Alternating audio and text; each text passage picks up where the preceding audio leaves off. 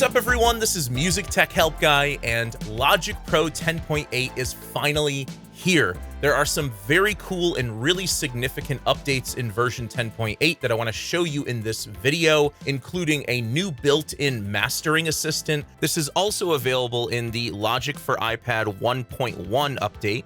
Fully functional desktop versions of Sample Alchemy and Beat Breaker, which previously were only available in Logic for iPad. There are two new tools, the Slip and Rotate tools, some significant drummer updates that allow you to better use drummer with third-party instruments, some cool new sound library content, and 150 additional under-the-hood enhancements and fixes. In this video, I'll be going through each of these updates one by one, but if you want to skip around, you'll see that I have chapters in the video below bookmarking each update. One thing I do want to mention up front is that Logic Pro 10.8 requires Mac OS Ventura 13.5 or higher. So if you're not seeing the update in the App Store, check your OS version and make a backup, then update to the most recent version of Ventura or Sonoma, and you should be good to go. All right, so let's get right into these updates. Let's start with the new Mastering Assistant. What the Mastering Assistant does is it can analyze a portion of your song or your full song, and it builds a suggested mastering chain for you. And you can then go into the Mastering Assistant and dial in the settings the way you like. So let me show you how this works. In Logic 10.8, if you open your mixer, you will now see a mastering insert at the bottom of your stereo output. If you click on this, this will begin the process of analyzing your song. However, in most cases, you will want to analyze the loudest portion of your song. So what you can do to just analyze a certain spot is set the cycle range around that portion. And this also makes the analysis quicker because you're only analyzing one portion of the track, but you can certainly analyze the entire track. All you have to do is turn off the cycle range. Okay, so I've got the cycle range pulled up on the loudest portion of my track. I'm just going to click on the mastering insert, and it was quick as that. It just analyzed that portion, and then I can open up the Mastering Assistant just like any other plugin, and it's created a mastering starting point for me.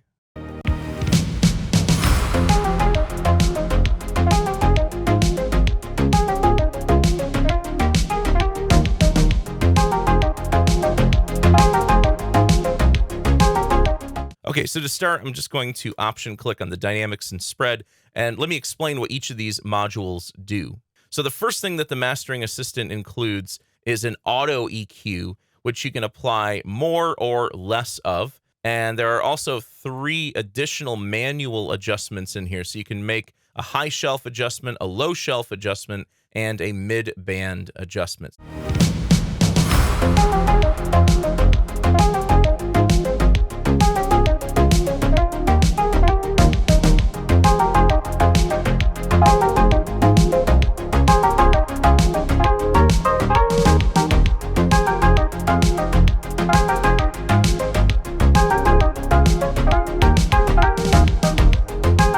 What you can also do is you can choose what type of character do you want to impart on your signal. So transparent is going to be the least colored sound. The clean mode mimics transistor-based processing. Valve mimics tube processing. And punch is a transient-focused character. For this song, I'm just going to stick with the transparent mode. On the right, you'll see a dynamics section with a loudness knob. This is essentially a one knob limiter that has an automatic -1 true peak ceiling built right in. And there's also a loudness meter down here so you can set the final loudness for your song. So let's say I'm shooting for 10 LUFS. All you have to do is hit start, play back your track, and then adjust the volume knob. And there's also an excite button, which essentially just adds a bit more saturation. So you can add that in before making your loudness adjustment as well.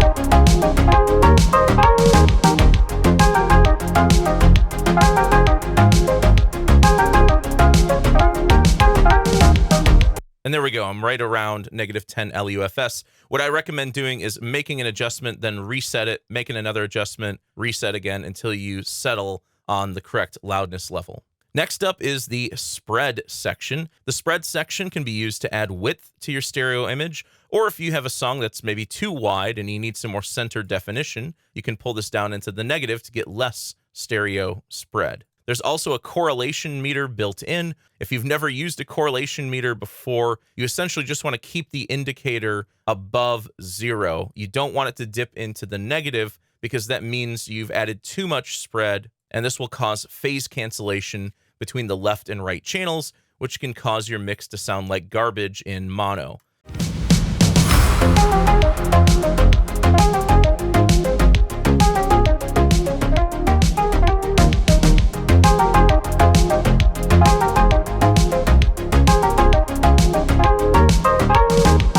So they've included a loudness compensation button, which is sometimes called a gain match button in other plugins. And what this does is it matches the loudness of the mastered signal to the input signal. So you're not just hearing a volume adjustment, and you can better hear the actual processing you've applied to the signal so that you can get a better idea of how the signal has been changed.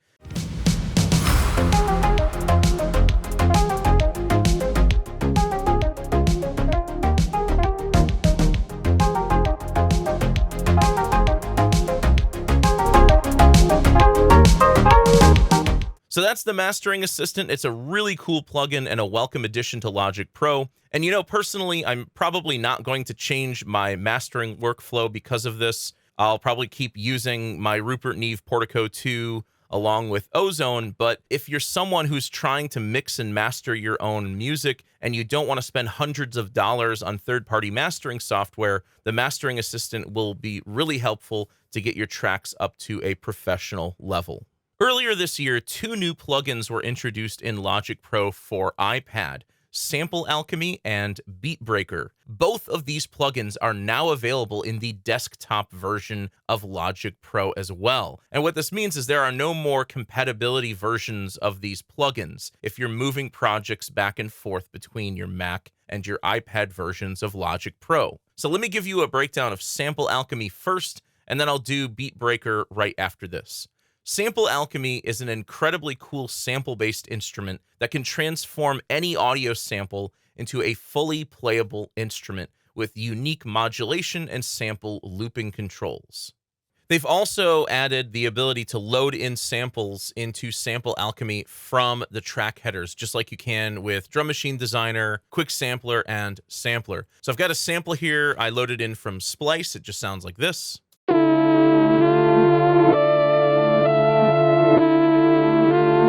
I can click and drag this over into the track headers, and you'll see that Sample Alchemy is now an option. This will load up a new Sample Alchemy instrument with that sample loaded in. The magic of Alchemy is that you can add in multiple sources. Now, each source is not a different sample or a different oscillator. It's a different point where the sample is read or played from. So if you click and drag these around, you'll actually get a preview of what the instrument sounds like. I can click B up here to add in another source. And now it's playing both of those at the same time. I can add in C and D. So now we're hearing all 4 of these sources playing back at the same time. Now, right now I'm just using the classic mode, but there's also a loop mode. In loop mode, you can only use 2 sources. But what's cool about loop mode is you can reposition one or both of the loops, and you can make the loops run in reverse.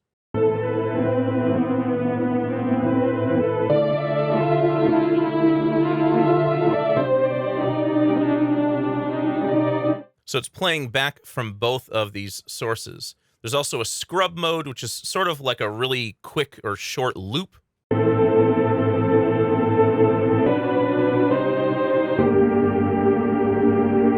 It just sort of freezes the point on the sample where the source is located. There's bow, which is sort of like a back and forth loop.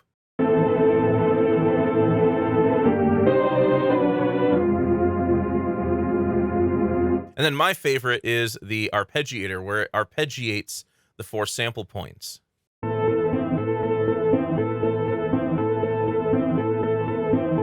And one of the things I love about these sources is you don't have to constantly go back to your keyboard to audition the sound. You can simply just click and drag on the source.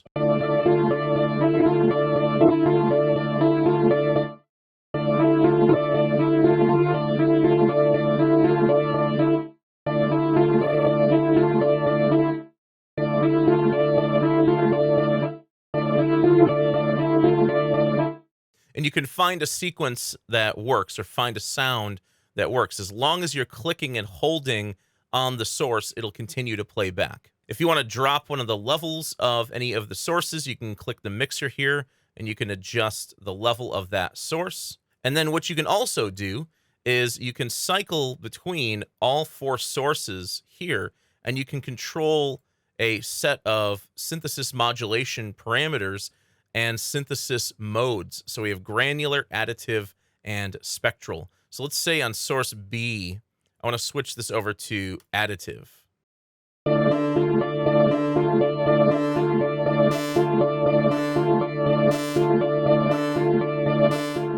And with a little bit of tweaking, I was able to come up with something that sounds like this.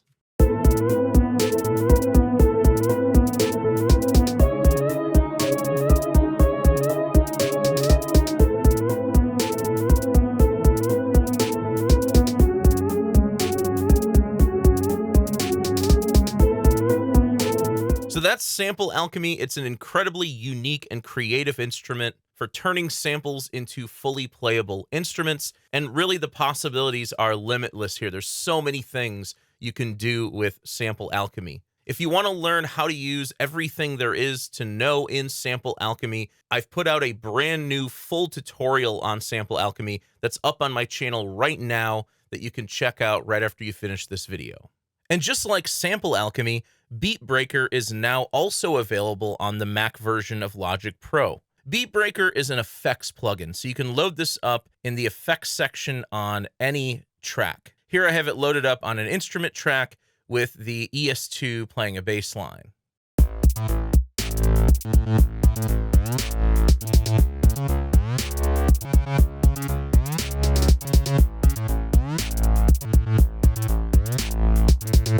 So what Beat Breaker does is it breaks up the audio signal in real time, and it does so in a way so that everything stays on the beat, hence the name Beat Breaker. It's kind of like slicing up or chopping up your audio signal, and then you can modulate and repurpose each slice with timing, speed, and positional changes. You can repeat the slices and also adjust the volume of each slice. But it goes further than that. In the time and volume sections, you can customize the envelope for each slice, giving you a huge degree of beat chopping possibilities.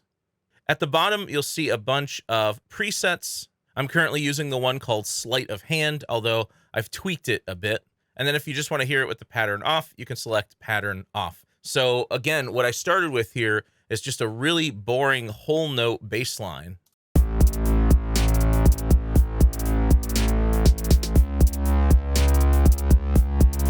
And with Beat Breaker in,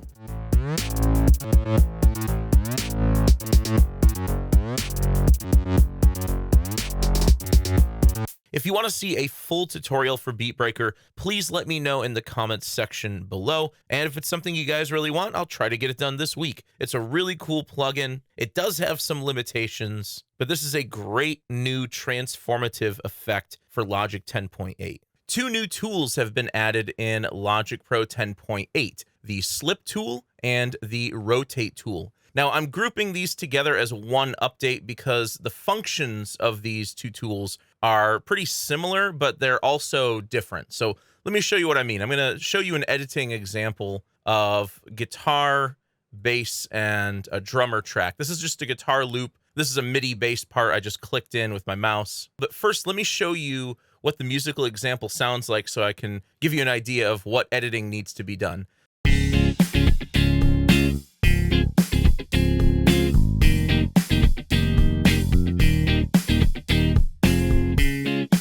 Okay, so you can hear that the chords at bars 3 and 4 are off, and I want to change the guitar chords to match the bass. So what I can do first is use the marquee tool just to drag over those chords and cut them out and just separate them from the rest of the region.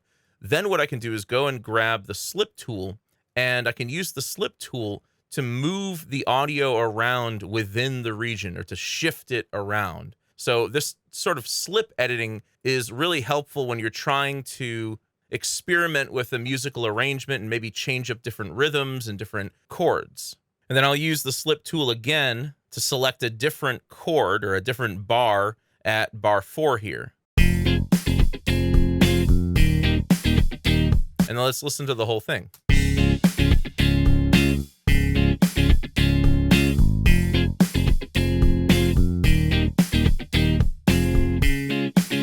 Okay, cool. So now let's say at bar 6, I want to use the guitar loop as is, but I want to change up the bass. So let me just duplicate over the bass.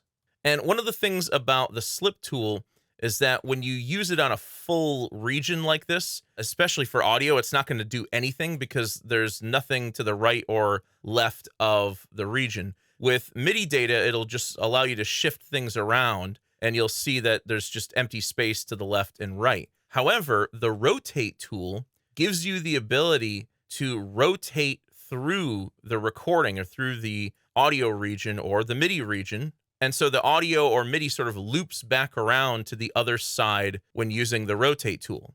So what I'm going to do with the rotate tool is I'm going to move this entire bass region over by 1 bar without messing with the actual position of the region, because this chord is the same as this chord at bar 7 is the same as this chord at bar 8, and this chord at bar 8 is the same chord as bar 9. So the guitar and bass are kind of out of alignment by 1 bar. So all I need to do is with the rotate tools, just pull that over, and now my first 3 chords match up. And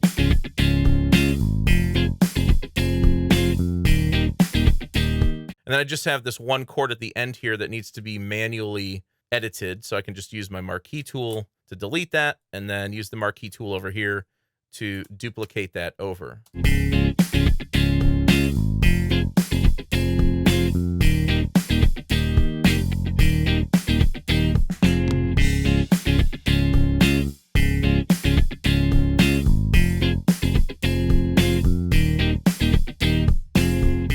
So those are the slip and rotate tools. They're very cool when you're trying to do a lot of more creative editing and shifting around parts in a musical arrangement to make sure that all of your chords and your rhythms line up. Now, this next one is kind of a blink and you might miss it kind of update. It's super helpful if you like using Logic's drummer regions to generate drum patterns, but you prefer using third-party drum instruments. In Logic 10.8, you can now create, edit, and populate drummer regions directly on software instrument tracks, which means that you can use drummer regions with third-party instruments. So by default, this drummer region's been generated on the Brooklyn kit. This is just a stock kit in Logic.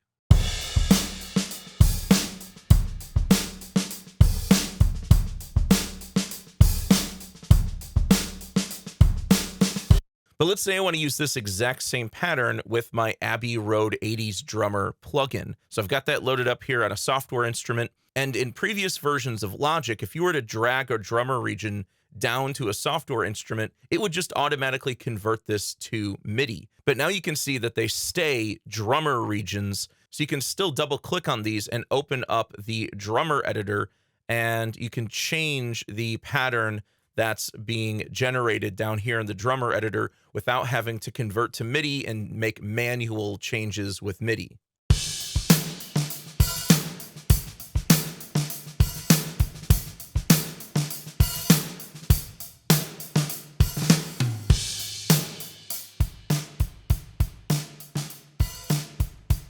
And if you want to convert to MIDI, you can still do that. Just right click or control click on the drummer region, go down to convert, and select convert to MIDI region. But the other thing you can do now is if you don't want to use drummer at all, if you just want to work with your third-party kits, you can simply right-click or control-click on the track, and you can directly create a drummer region right on that track. And you can also choose to populate the entire track with multiple drummer regions. And then one more addition is that if you hover your mouse right here on the right side of the track header, you'll get this plus button, which can also be used to add drummer regions. Now, there is one caveat to this, and this has to do with the way third-party drum instruments can be mapped. If the mapping of your third-party instrument doesn't match the mapping of drummer, or it doesn't follow the general MIDI drum mapping, you're going to have to go into your third-party kit and customize some of the mappings. So in most instruments, this is pretty easy. In Contact, I can just go into the options here. I can choose what note I want to remap. Let's say that F#1, I want it to be a hi-hat, but I want it to be a different hi-hat. Maybe I want it to be this one. Then I can apply that change, and now I've remapped that specific instrument and its articulation to this note. Alternatively, you can use the Drum Kit Designer Remapper preset within the Scripter MIDI effects plugins to remap your drum instruments. If working with drummer and third-party instruments is a topic you guys would like to see a tutorial for, please let me know in the comments below and I'll consider making it. So those are the drummer updates. This is incredibly helpful for people who like to use drummer, but also like to incorporate third-party drum instruments. And this last update is sort of a combination of multiple updates. Logic 10.8 has 150 enhancements. These range from major things to under-the-hood fixes. In this section, I'll list the ones that I think are the most major of these updates. So first, there's a new hybrid texture sound pack that was also added in the iPad version. This is a sound pack that is specifically for sample Alchemy. There's also a new demo project, Manzana by Take a Day Trip. What's really cool about this is there's both a stereo mix of the project and a spatial audio mix. So if you're trying to get into spatial audio mixing and you want to see a real-life Dolby Atmos mix of this song in action, this is a great place to get started. 32-bit float recording is now supported if your audio interface supports it, that is. You can switch the bit depth under Logic Pro Settings Recording, and you can see that 32-bit float is now an option. There's a new track picker and some other minor graphical enhancements. The most noticeable ones are that some of the default track icons look a little different, and software instrument inserts are now green instead of blue. A bunch of new MIDI 2.0 enhancements have been made, and according to Apple, Logic 10.8 is now the DAW that is most ready to work with MIDI 2.0. And they've also fixed a bunch of plugin delay compensation issues. If you've ever had the timing of your more complex signal chains feel a little off, especially when things like side chains are involved, or if certain plugins are a little out of time, you'll find that Logic 10.8 does a better job of calculating plugin delay compensation than any previous version. So that wraps up the 6 main updates in Logic Pro 10.8. If you want to see more music and audio production tutorials from me, please do me a huge favor and subscribe to the channel to see more content like this. Like I said before, I have new tutorials out right now covering some Logic 10.8 topics, and I'll have several more coming later this week. If you want to see more short format Logic tips and tricks, you can check me out on my Instagram page at Music Tech Help Guy. If you need mixing or mastering work done, hit me up at my website, carneymediagroup.com. And if you're a beginner and you want to learn Logic Pro and get into music production for the first time, check out my comprehensive 35-part Logic Pro Essentials course over at logicproguide.com. Thank you so much for the support, and thanks for watching.